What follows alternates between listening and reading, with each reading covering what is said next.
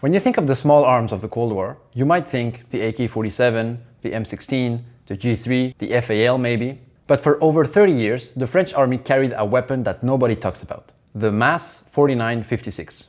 It was a semi-automatic battle rifle that could outshoot most of its peers, survive the jungles of Indochina, and it was adapted to launch a NATO grenade. Around the late 70s, it was replaced by the French FAMAS.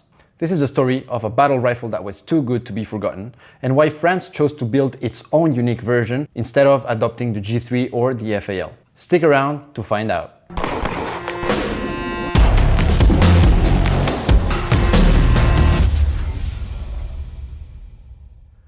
Hello everyone, welcome back to another episode of Dennis at the Range. Today we're gonna be going over the MAS 4956. If you enjoyed this video, make sure to like and subscribe. Tell me down in the comments if you have any experience with this rifle, because it's quite common.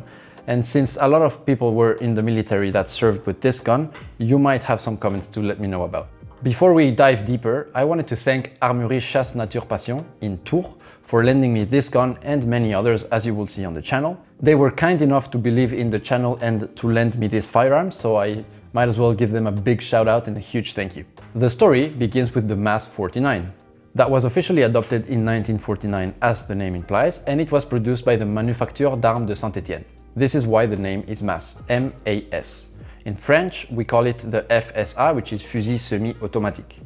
It was designed to replace the collection of aging bolt-action guns such as the MAS 36. The MAS 49 saw service in the later stages of the First Indochina War and the Algerian War. It was generally regarded as a robust and accurate rifle, and its rifle grenade launching system was inherited from the MAS 36 and could only fire French-specific designed grenades. This means that it was incompatible with the NATO rifle fire grenades.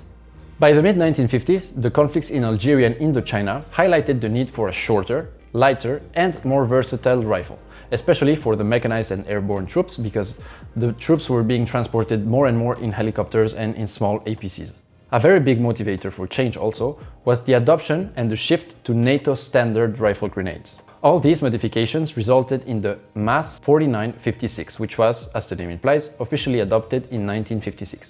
The key changes included a shorter barrel, which made the gun lighter. It was 3.85 kilograms instead of 4.1 kilograms.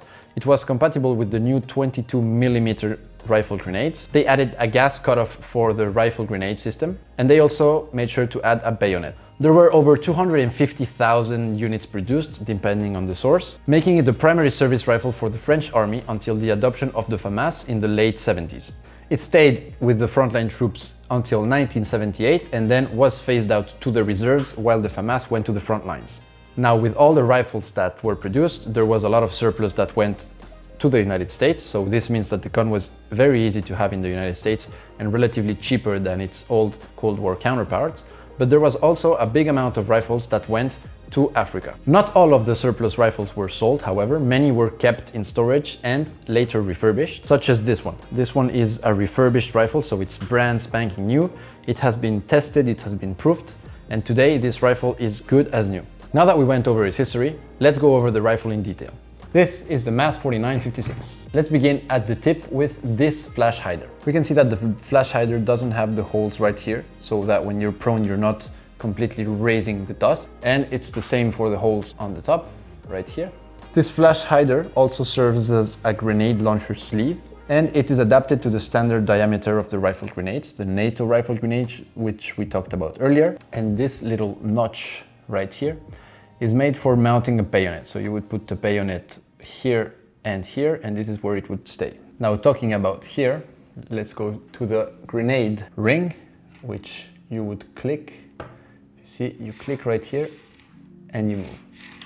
By moving this, you're going to adjust the distance of how far you want your grenade to go. So we can see here 9, 10, 11, all the way down to 19. And by changing this, it means that there's a shorter amount of travel, so a shorter amount of time that the grenade is going to be accelerated out. Let's go over the front sight. So it's not fully enclosed, means you can still bump it here, but it's quite protected. And it can be adjusted with a special screwdriver for elevation. So it can't be adjusted for windage, only for elevation. If we go down, we see another type of sight, which is the grenade sight. It's this system right here. Since this is a military surplus rifle, it means that the government completely blocked this grenade sight, so you cannot use it with the grenades that we can buy here in Carrefour, for example. There are two main positions for firing this. The first one would be 74 degrees, which means that it's direct fire for tanks and anti-personnel grenades.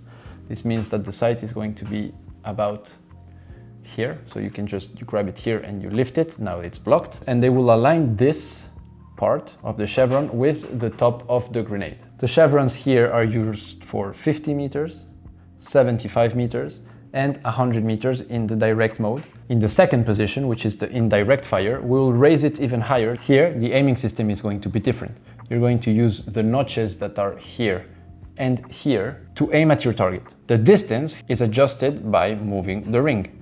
So depending on what distance you want, you're going to change here instead of changing the chevron and aligning it to the grenade. This is actually a similar system to the FAMAS, where you align here and here. And the maximum range for indirect fire was 150 meters for anti-personnel grenades. Let's move on to the gas system. The French had the MAS 49, which was the longer version of this, and it didn't have a gas cutoff. This means that when the grenades were fired, there was a huge amount of gas that was cycling into the gun, and it was putting a lot of stress in the components. In the 49-56, the French added this gas cutoff, which made the gun not cycle when it was shooting grenades. The fact that this goes up means that your sights are going to be blocked when you fire, so you know that your gas is cut off, which means that soldiers, if they want to use their guns and they still have this on, they're going to lower it to be able to fire it and have a perfectly functioning rifle. Now, if we go a little bit further down, we see the charging handle. There was two main charging handles, and the things that changed were the color. There was a black charging handle and this white charging handle. Looking at the fitting mechanism of this rifle, we have a 10-round removable magazine with a clip, so it's those mighty clip magazines, and it takes the 7.5 by 54 millimeter French munitions. In this case, it's from a clip, which means that when you put this magazine inside, you could also choose to lock the gun back, put your clip, and insert it this way. Here you can see, so that you put your thumb this way or the other way and push it all the way down. As you might have seen from when I pushed the bolt, there is a bolt lock. So I'm gonna show that in the B-roll. And this gas tube comes from all the way here. You block it, you lay it down, and it's kind of like a DI, direct impingement, but there's no piston in the bolt, we just have a blind hole. Going further down and looking at the trigger, we can see that this one has a safety, and the safety is right here. So the gun is safe. I cannot pull the trigger, and when you pull this back, the gun can fire. It's very intuitive, because when you're like that, you know that you have your safety on, because you really can't fire. Once this is pushed, the gun is ready to fire. Now let's look at the trigger. The gun is clear. So I don't know how many pounds this is, but it's quite heavy. There's a small take up, and then I'm pushing. There you go. Let's look at the reset.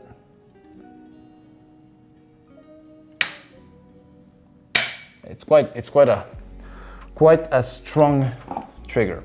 Regarding this trigger, if you were to grab a little screwdriver and screw this whole thing out, you can take out the whole trigger control, so it makes it very simple and easy to replace, and also it's very easy to clean. Just like the MAS 36, this rifle is meant to be as easy to maintain as possible and make it easier for the conscripts to have replacement parts and just to have an overall well-functioning rifle. Looking at the rear sights now, in the first iteration of the gun, which was the MAS 44, there was absolutely no sight adjustments right here. So you didn't have windage or elevation. When they went to the MAS 49, they decided to add a screw windage and elevation, which made it really complicated. And when they shortened it down and went for the variant 49-56, which is this one, they simplified the elevation and they put windage only for durability. Now, if you wonder what this small part is, this is a rail where you could put a scope and it would retain 0. Now, there was an option to have a night vision installed on this rifle, which was the DIPT5B. In this configuration, you could not mount the bayonet, but you would have this really big scope connected to a box to have special night vision capabilities. and you had to change the flash hider so you didn't completely blind yourself. Going with the Buttstock, we can see that this is completely new and clean because it was refurbished, just like the front part of the gun. It has a very short length of pull, but there was also some versions which you could have here an optional rubber padding to make it easier on the recoil with the grenades and to have a longer length of pull. Regarding the markings, so we see here the G98487, this is the serial number. They started producing them with the G and the H prefixes. This specific one was refurbished, so you can see that there's 2025 FR with the serial number right here, the caliber, the 1949-56. There's the model MAS, model, which is MLE, 1949-56, the caliber is 7.5. We have another marking of refurbishment right here. And now let's go over the teardown so you can see how simple this rifle was to maintain. So I'm going to begin by removing the magazine. And here you have this small takedown that you're going to push down and push this bolt forward. Once this rises up, you have the recoil spring that comes out. Very simple. You push the hammer down, pull this out. Here you have your bolt, which we're gonna go over soon. But this is basically the whole rifle being taken apart. This is a field strip. It's very, very easy. There's no tools. It's the same philosophy in the FAMAS, because the FAMAS, you can change everything. Well, you can clean everything with no tools. If we go to this bolt, we see that there's 3 parts. Again, more markings right here. We have the extractor, another serial number, and this firing pin, which is not retained at all, so there's no spring, is quite heavy. And since it's very heavy, it has a tendency to slam fire when it's not using the French military ammunition. If you have this in the United States and you're using regular ammo, which have softer primers, you can have instances where this just simply slam fires. Now, there are solutions for this. You can buy a titanium firing pin, or you can just buy a spring-loaded firing pin. You can also see the small hole where the gas goes, so it's not a piston, it's just a blind hole, and the charging handle, which in this case is the white charging handle. If we put it back together like so, we drop it in the rifle, push it, grab the recoil spring, push this down, and the rifle is good to go. This is a direct impingement and it has a tilting bolt, which you saw. It can't be fully automatic, so it was a very easy rifle to import in the United States. There's a lot of MAS 4956s in surplus in the United States, so this is not exactly a rare rifle. I was able to talk to someone that did their military service with this rifle, and they loved it. They said that it was an accurate rifle. Launching grenade meant that they needed a lot of practice. However, they could still be very accurate and do a lot of damage with it. Thank you very much for watching until the end. I hope you enjoyed this video. Thanks again to Armurerie Chassenaturepassion for lending me this beautiful piece of history. And until the next one, Dennis out.